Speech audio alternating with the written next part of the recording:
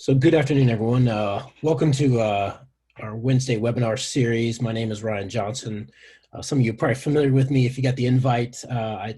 Was the person that did send out the invite. There's a couple of different invites that came out, but some of it I sent out. So yes, that was me. And I'm a solutions engineering manager with F5. I've also got Lau Marsh as another panelist with me. He is also a solutions engineering manager with F5. Both of us been with F5 for about 9 years. It's been a good run. Today we're going to talk about Advanced WAF and the difference between Advanced WAF and an ASM. A lot of you are probably familiar with ASM in the sense that you may either already have ASM or you have the best bundle, which contains ASM. And I'm going to talk about how you would get the Advanced WAF features that I'm going to detail today. And what licensing options, what does Advanced WAF really give you? What features, what can you do with it? And we were able to update this for 16.0. If you keep track of the releases, 16.0 was just released a couple weeks ago. So this does apply to 16.0, not just 15.1. So I appreciate everyone attending. Here's a little agenda today. I'm gonna describe that we did have a previous topic about a month and a half ago. These are becoming more regular now. We're gonna try to do these weekly, as demand dictates. Gonna also talk about why would you want Advanced WAF? What kind of solutions does Advanced WAF bring? We also do have a survey at the end. We'd appreciate if you filled out. It really takes 5 minutes. It's completely anonymous unless you want to ask for further questions, and you do have to submit your email address so we can contact you. But that that is not necessary. So we'd appreciate it if you would fill out the survey just to see how we're doing. If you've got any other topics you'd like to suggest, you can suggest them as well. And then we've also got 3 other topics as part of this series. So this is the first as a part of a WAF series. And we're going to talk about what those next topics are over the next few weeks. And then I've got a kind of short demo / walkthrough. And, please ask questions. If you got some questions during the demo, please ask them. I'll try to address them. If you want to see something in particular, I'll try to address that as well. So the last topic we had was around F5 automation toolchain. We covered Big IQ automation use cases with Big IP, the AS3 declarative interface, and how that integrates with the CI/CD pipeline. So let's get into why would you want Advanced WAF, and kind of why did F5 come out with Advanced WAF? So the way we viewed ASM is it was a very feature-rich product in that it's been around for quite some time.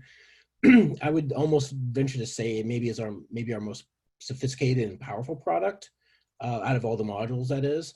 And we've noticed over time we've developed these threat research centers and points of presence on the internet to gather data, and it's kind of always been true. Attacks become more and more sophisticated. Our defenses became more and more sophisticated, but then that drives the attackers to become more and more sophisticated as well. So we're trying to address these more sophisticated attacks. A lot of the attacks today are highly automated. You rarely have somebody going into a browser and running an attack, maybe like the old days.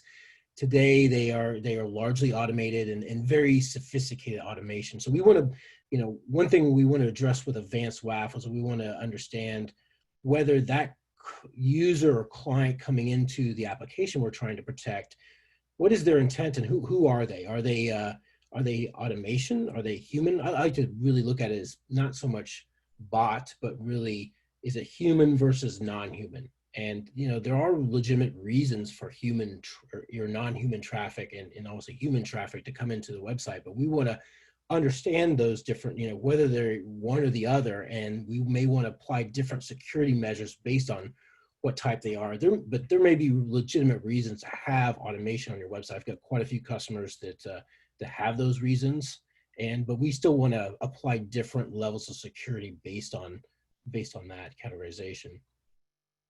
Another thing is mobile applications are becoming more and more prolific. That's yet another attack vector, or another widening the surface where you can be attacked, just another potential entry point. And they have different security requirements and security needs, and there's different kind of considerations you have to take into account because you've got maybe a mobile client accessing that, and there's some different security on that than you would on a traditional desktop or laptop. The other thing is, and if you've administered a WAF, is the ability to streamline that WAF and the different security policy around that, and make that operationally less expensive, and make it easier on the WAF. I mean, security devices in general can require a fair amount of upkeep, and we've added something called guided config to help streamline that, to help make that easier for the WAF admin to deploy some more advanced security measures more easily. Another one is credential stuffing. Credential stuffing is an increasing problem, and one of the ways that an attacker can steal a credential is from the browser. Browser is one of the weakest points in the chain into the application. And so we've developed something called DataSafe, application layer encryption, that helps address that.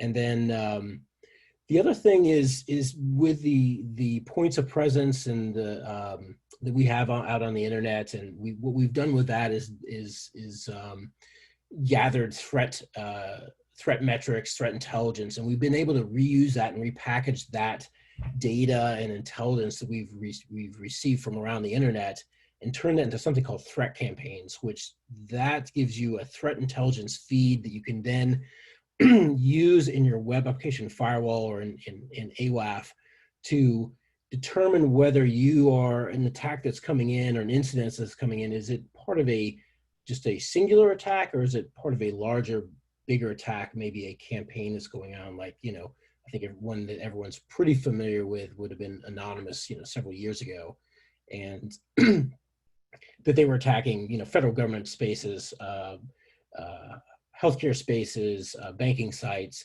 and you would want to know whether you are part of that kind of a broader attack. So that's what threat campaigns does. So a little bit about AWAF and what's contained in AWAF today. So if you were to buy or purchase the AWAF full license, you would get all the traditional ASM features that you have today, but then you would also get something called unlimited behavioral DOS.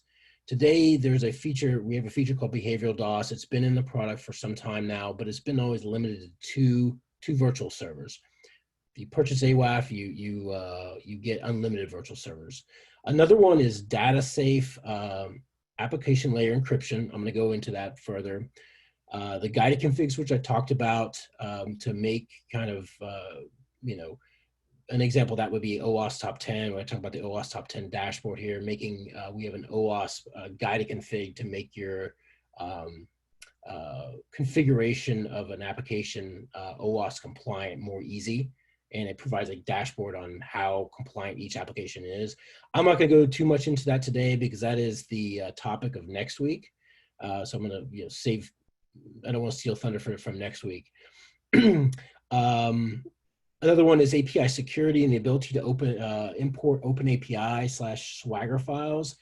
If you're not familiar with this is the ability. How do I say this? The WAF has the ability to protect not only traditional websites, but also services such as application or APIs. We have the ability to import a spec file, which then what is basically a description of that entire API and maybe what methods are allowed in on each of the endpoints within the API. Because at the end of the day, an API is a sort of a web application. Very specialized web application, but it is a web application. And what this does is allows you to more quickly, instantiate a policy that's very protective of that API. Something that's coming in the future is upstream signaling to Silverline. For those not familiar with Silverline, that's our managed WAF service and DOS protection. And the other one is AntiBot Mobile SDK, and then the threat campaign. So I put those last there because those are, you purchase the AWAF license, you get all of this. To get AntiBot Mobile SDK, you need to buy another license, and threat campaigns is a subscription license, as we're continually updating that threat intelligence feed. So the answers to the previous questions, if attacks have become more sophisticated, you're really looking at behavioral DOS. It detects more sophisticated attacks and more sophisticated DOS attacks that cause stress on the backend application. And if you're looking to protect against automation, you're looking at bot defense, which does come in ASM today. There is a bot defense signature update continuum that's part of the threat campaigns, and that does require the Advanced WAF license. And then for mobile applications, where you're looking at AntiBot Mobile SDK, WAF administrator, determine the context and scope attack threat campaigns. If you're worried about credential stuffing, and that really more specifically about the stealing of credentials, you're looking at DataSafe application layer encryption, or ALE. And then the ability to streamline and make configurations, more complicated configurations, easier through a self-guided GUI is guided config. Just a little overview of kind of all of what the WAF, including AWAF today, provides. I'm not going to go into this too much. There's quite a bit here, but this is really kind of a comprehensive list of what we can protect against, and kind of some of the features that the Advanced WAF provides. Stop there for a second.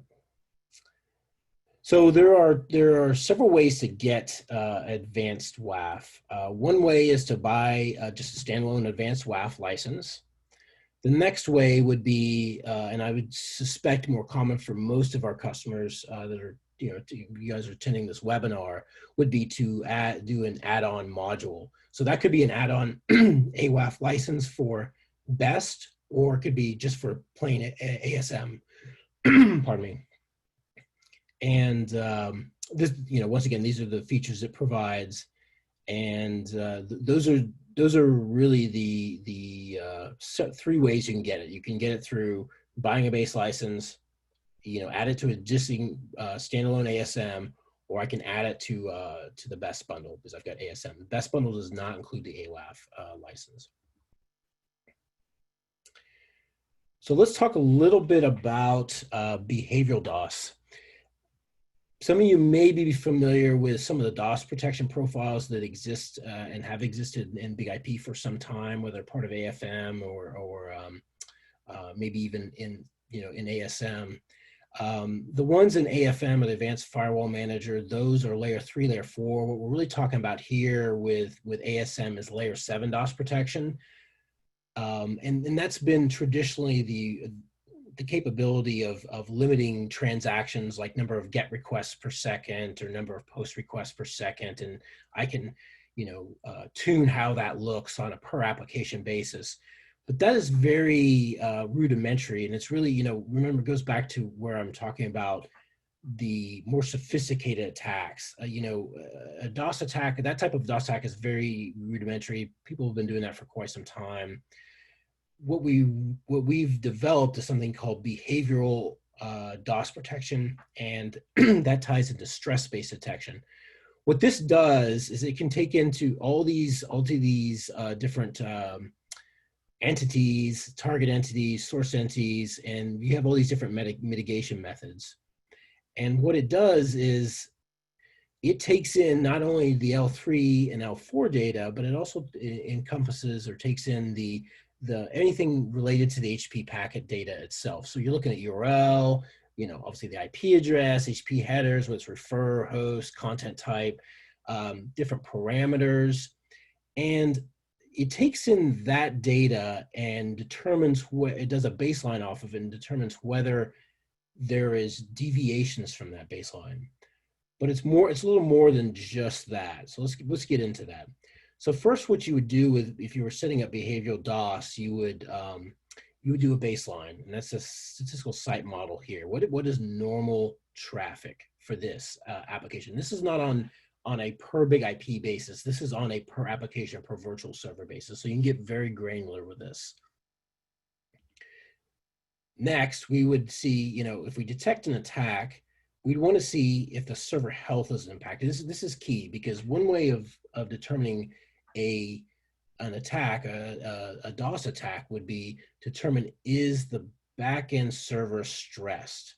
And we can do that through monitors. So monitor data comes up through and gets fed into this to determine, is a particular URI being hit, and is it causing stress, or a particular, type of traffic, maybe some combination of traffic causing stress.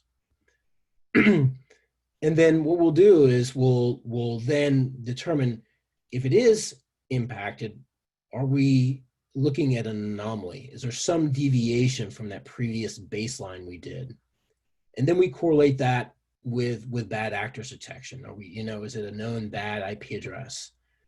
And then from all of that data, and keep in mind the stress is built in there as well, we develop dynamic signatures. So a lot of times when you see a feature like this, you'll see you don't really know what's going on behind the scenes. But with behavioral DOS, what it'll do is it'll develop a signature and present that to you. And you can put that in transparent mode. I can put it in blocking mode.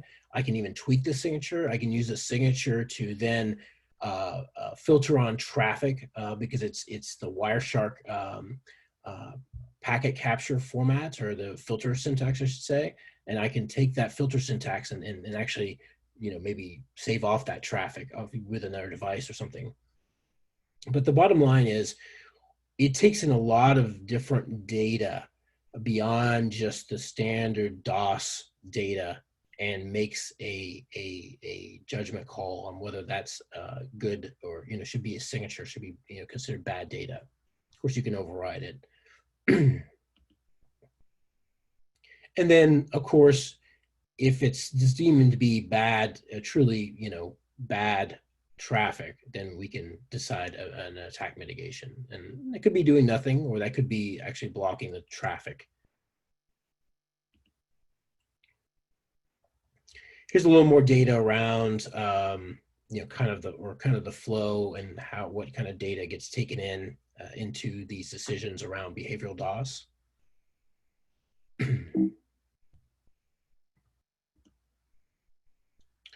And then there are several protection methods. There's when you set behavioral DOS, there's a conservative protection method, or profile, a standard protection profile, and then a very aggressive protection profile. These are the kind of the traits, the pros and cons around the aggressive, and I think these are fairly self-explanatory. The more conservative, is going to only block bad clients, and then as you get more aggressive, right, you have a little more likely to block maybe a little legitimate traffic.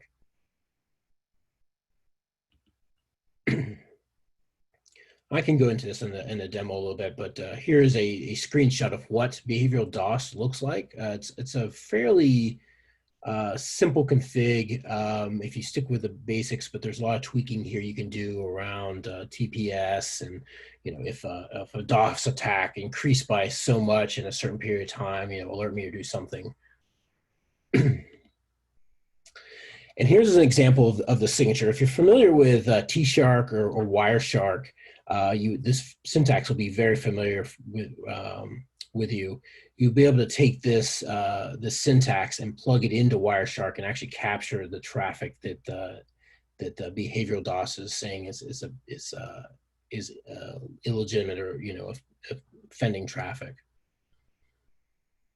You can make decisions on whether you want to block this traffic once again, or if you want to just allow through an alert on it, or if you decide maybe that's that's actually legitimate traffic, maybe some kind of test or something like that, then you can get rid of it.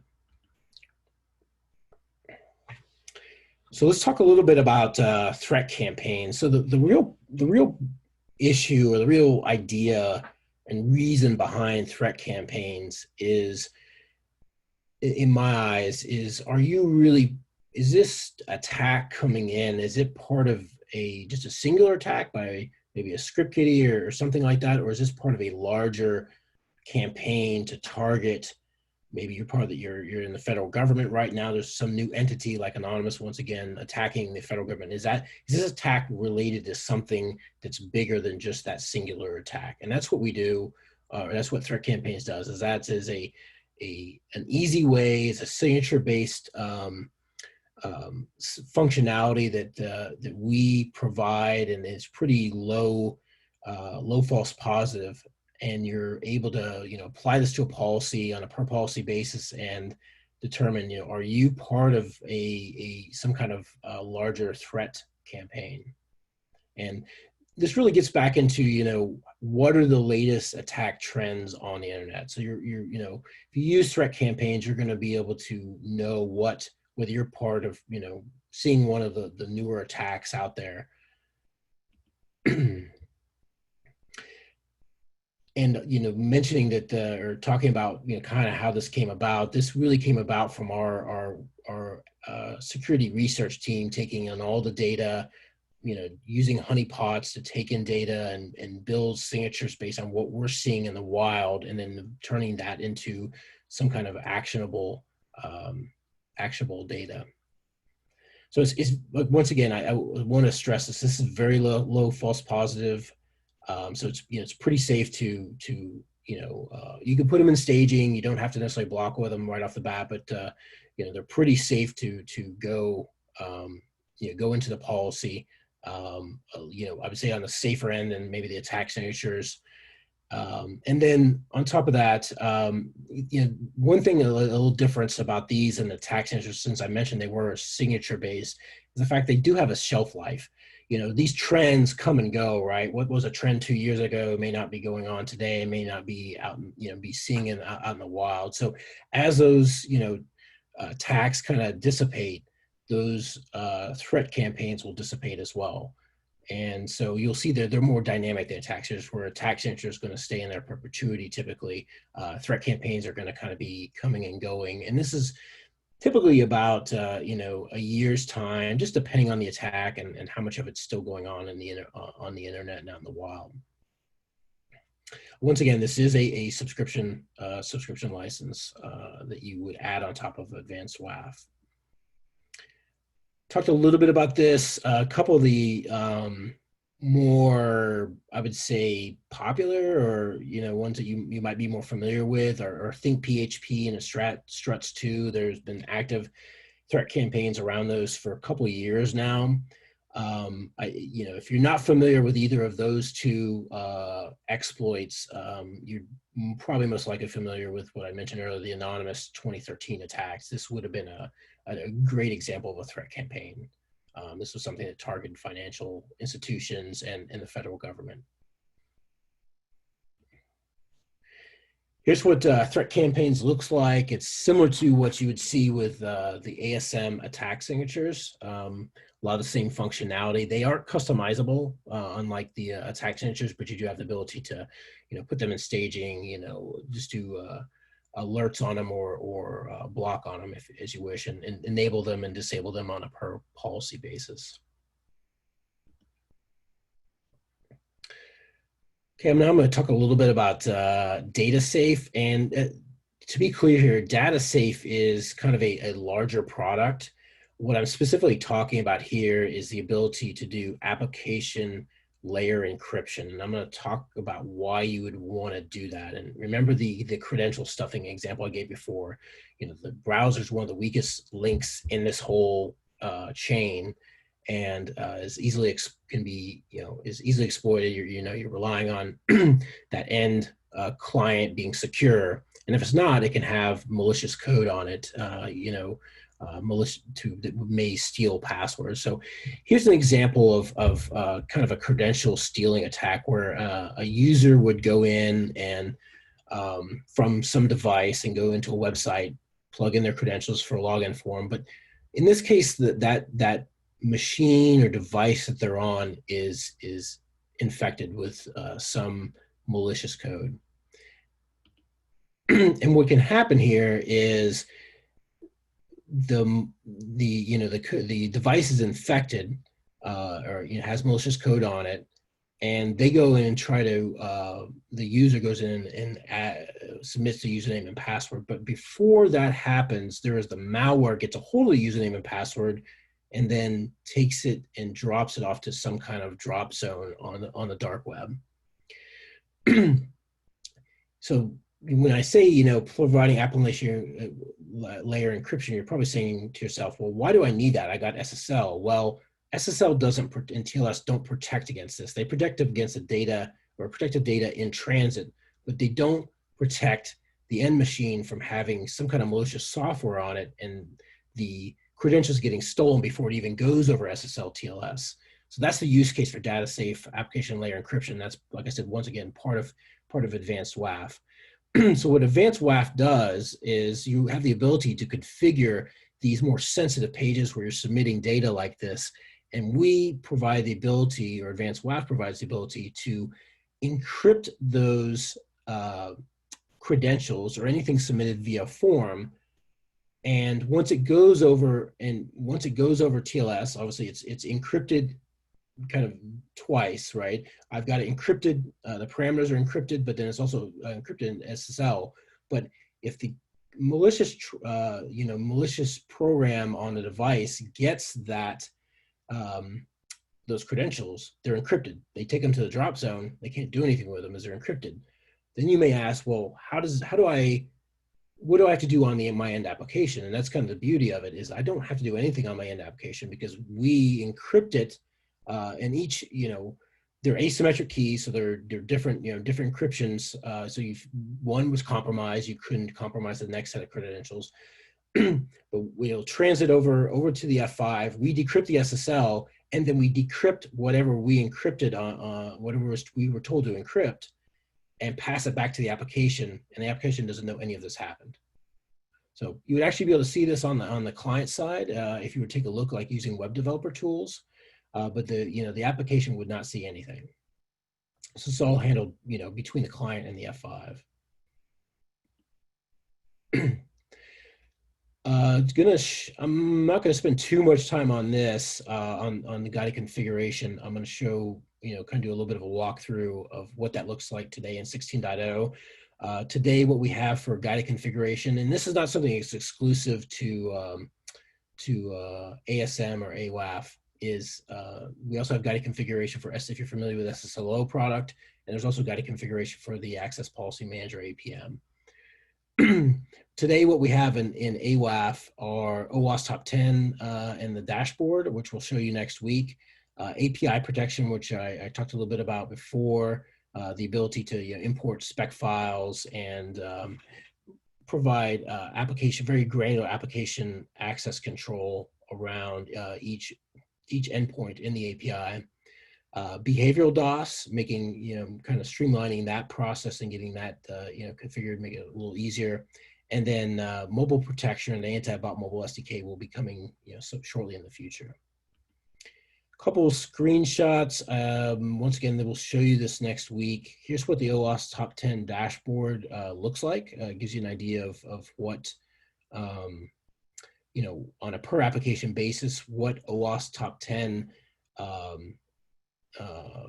potential mitigations you've employed, and we'll provide a dashboard as to what that looks like.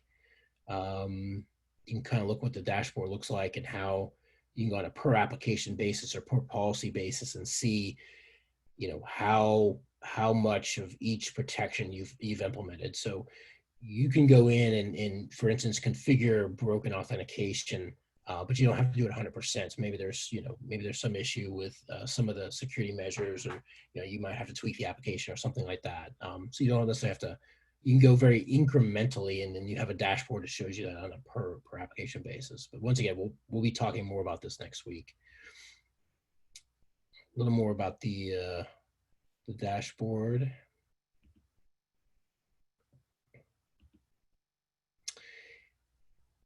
Here's what the API security looks like today. We have the ability to do Open APIs 3.0 files and Swagger files.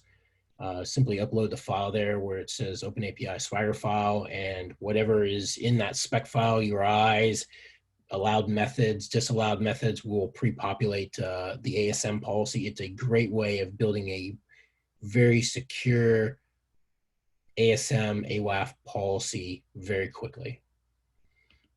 Just kind of an example of, small example of what it looks like after it's been imported.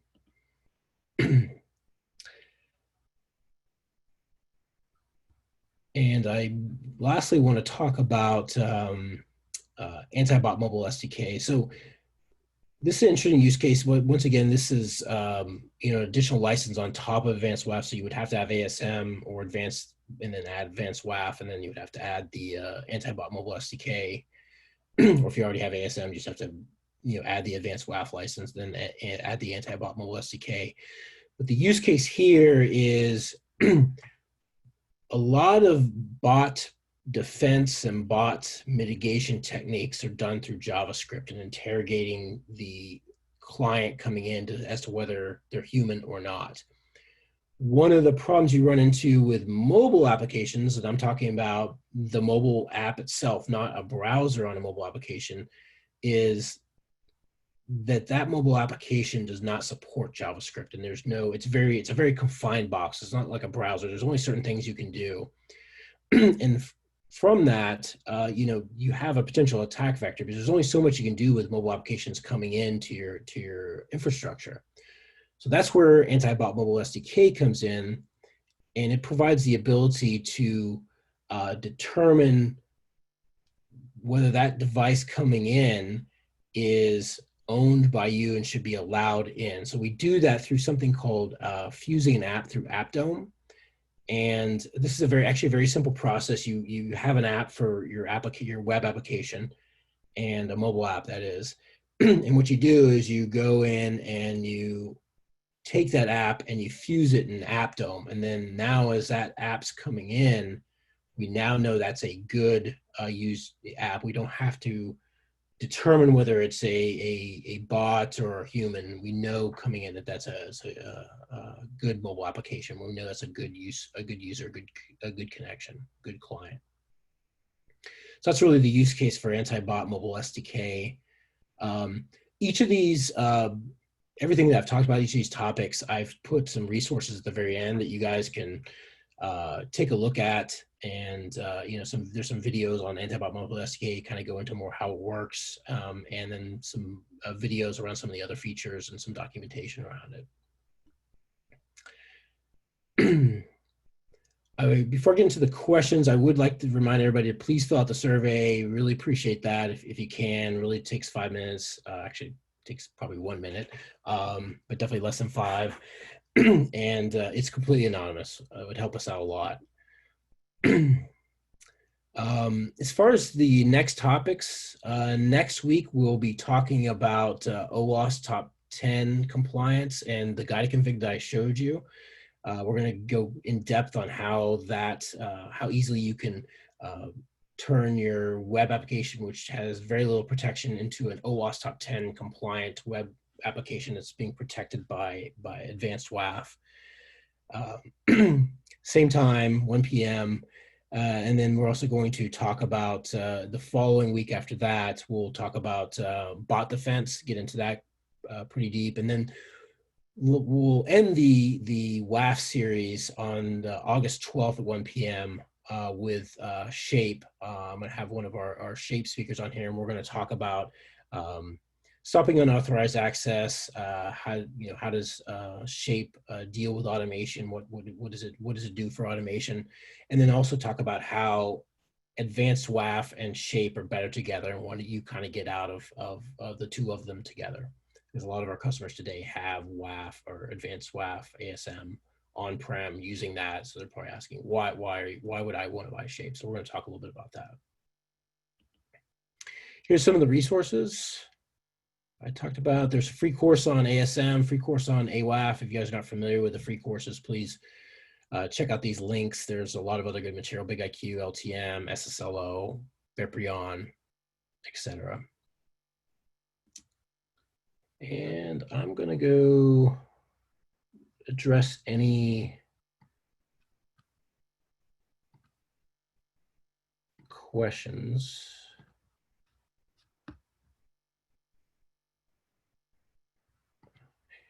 Real quick here.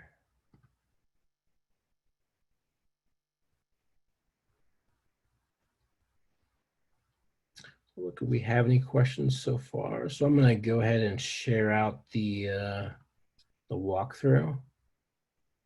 If you guys have questions on what I just presented, please ask. I'm happy to answer anything. And if you have any questions on what I'm getting ready to show, I'd happy to answer that as well.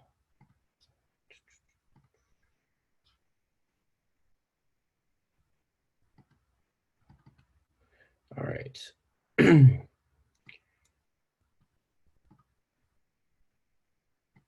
Mainly going to focus on the guided configuration here.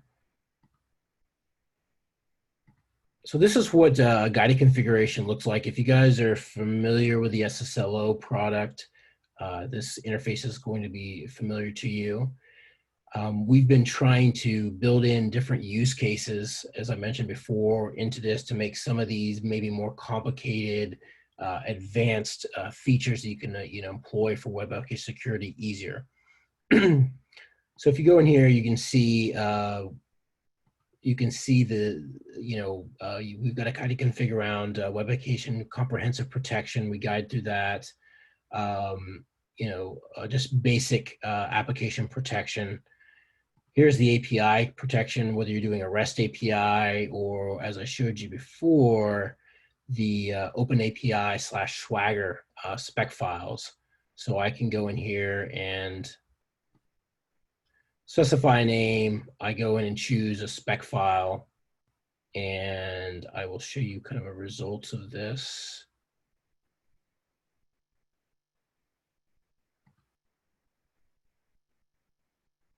Here I've added sorry, clicked on the wrong one here. It's actually this one here.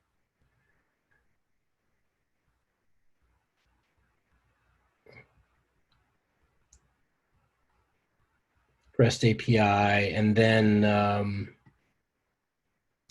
I've got a couple of BA-DOS configured here, so you can see the different settings. I'm gonna walk through this one real quick, just to show you kind of how this one's pretty easy, and this kind of shows you how quickly and easily I can deploy behavioral DOS on a virtual server. So BA-DOS, we'll call this number 2.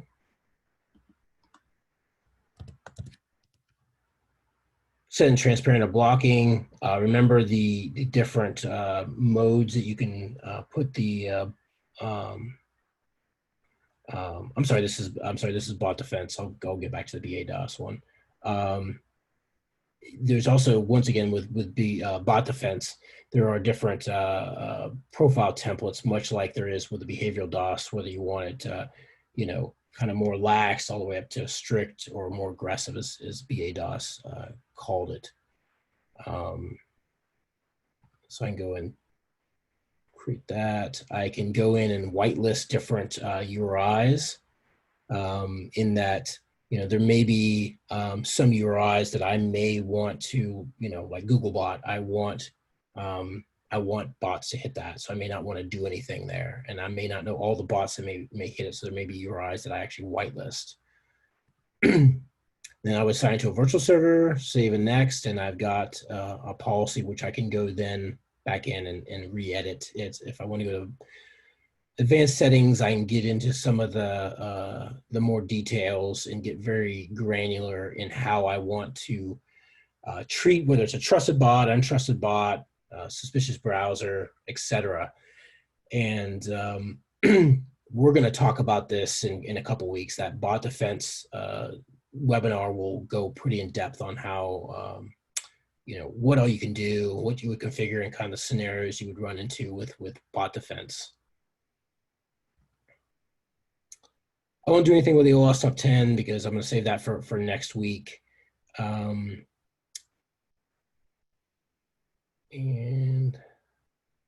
let's go through the behavioral DOS real quick here.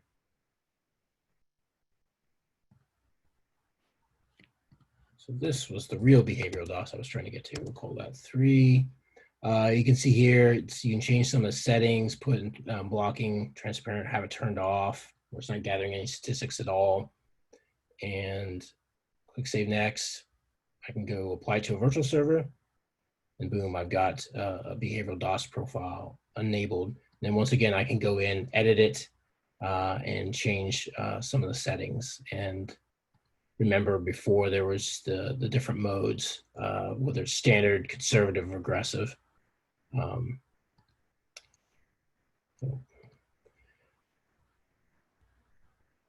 That is all I was going to show you today. Once again, we're going to go more in depth on this next week with the OWASP top 10. And then we'll go more in depth on the bot defense and some of the guided config the following week.